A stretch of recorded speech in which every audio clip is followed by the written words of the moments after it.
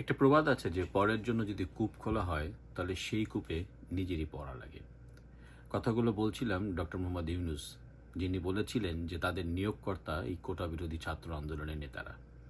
অথচ ভাগ্যের নির্মম পরিহাস, 1 বছরের মাথায় সেই সব ছাত্র নেতাদের এক একজন করে আস্তে আস্তে করে উপদেষ্টা পরিষদ থেকে বাদ দেওয়া শুরু হলো। সর্বশেষ সংযোজন, যাকে জাতিসংঘে গত বছর ডক্টর মোহাম্মদ ইউনুস গিয়ে বলেছিলেন যে এই আন্দোলনের মাস্টার মাইন্ড মিস্টার মাহফুজ, যাকে পরবর্তীতে দেখা গেল যে তথ্য উপদেষ্টা হিসেবে নিয়োগ দেওয়া হলো, সেই মিস্টার মাহফুজ বর্তমানে ওএসডি হিসেবে রয়েছেন। এমনভাবেই তাকে ওএসডি করা হলো যে তাকে খুব তড়িঘড়ি করে তথ্য মন্ত্রণালয়ের একটি কমিটি করা হয়েছে, সেই কমিটিতেও প্রধান হিসেবে তাকে রাখা হয়নি। অর্থাৎ এখন থেকে কিন্তু তার সিদ্ধান্তই সব কিছু নয়, সরাসরি ওএসডি। তালিকায় আছেন যে কোনো সময় সজীব ভুঁইয়া। আমরা জানি যে এলজিআইডি উপদেষ্টা, যে কোনো সময় তিনি ওএসডি হতে যাচ্ছেন।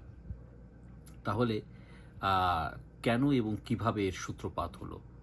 প্রথমে নাহিদকে সরানো হলো যে এই এনসিপি একটি দল হবে, এই দলটি একটি ক্ষমতায় যাবে। তারপরে আস্তে আস্তে করে নাহিদ সরল, হাসনাত এবং সার্জিসকে উত্তরাঞ্চল দক্ষিণাঞ্চলদের দুই প্রান্তে ছড়িয়ে ছিটিয়ে দেওয়া হলো। তারপর তাদের একের পর এক বিতর্কিত কর্মকাণ্ড চোখে পড়ল। এখন পুরো উপদেষ্টা পরিষদকে যখন বিতর্কিত করল তারা, সর্বশেষ দুটি ঘটনা যেটি আসিফ মাহমুদ সজীব ভুঁইয়া ঘটিয়েছেন, সেটি হচ্ছে সেখানে সরাসরি যারা সিনিয়র উপদেষ্টা তারা সরাসরি প্রধান উপদেষ্টার কাছে এক প্রকার নালিশে দিয়েছেন। সেটি হচ্ছে যে দেখা গেল যে ভারত সরকারের সাথে যেই বাংলাদেশের চুক্তিগুলো সেগুলো বাতিল বলে সরাসরি ঘোষণা করলো আসিফ, উপদেষ্টা আসিফ।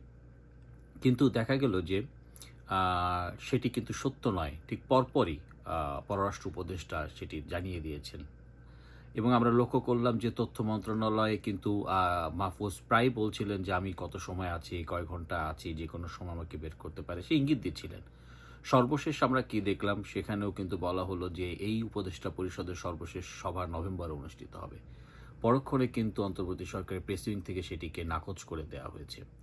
এখন কিন্তু মুখোমুখি অবস্থা, অর্থাৎ যেই মেটিকুলাস ডিজাইনে ডক্টর মোহাম্মদ ইউনুস তার সরকারটি গঠন করেছিল, একই মেটিকুলাস ডিজাইনে হয়তো তাকেও সরে যেতে হবে। এবং সবচেয়ে অবাক করা বিষয় হচ্ছে, যারা তার নিয়োগকর্তা ছিলেন তারা সবাই কিন্তু এখন একজোট হচ্ছেন, তারা প্রত্যেকে একজোট হচ্ছেন। মনে রাখতে হবে যে মাস্টার মাইন্ড যিনি রয়েছেন তিনি কিন্তু মাস্টার মাইন্ড, তিনি কিন্তু অলরেডি বলেছেন যে অনেক বড় কিছু ঘটতে যাচ্ছে। মাথায় রাখতে হবে এই মাস্টার মাইন্ড মাহফুজ কিন্তু অনেক বড় কিছুরই কিন্তু জন্ম দিয়েছিল। সেই মাহফুজ যখন অনেক বড় কিছু বলছেন, তখন ভাবতে হবে যে উপদেষ্টা পরিষদের সাথে মাহফুজ, আসিফ মাহমুদ সজীব ভুঁইয়া, হাসনাত কিংবা সার্জিস, নাহিদদের যে দ্বন্দ্ব, সেই দ্বন্দ্ব কিন্তু আরেকটি যেই বিপ্লব, প্রতি বিপ্লব, সেটির অপেক্ষায় রয়েছে।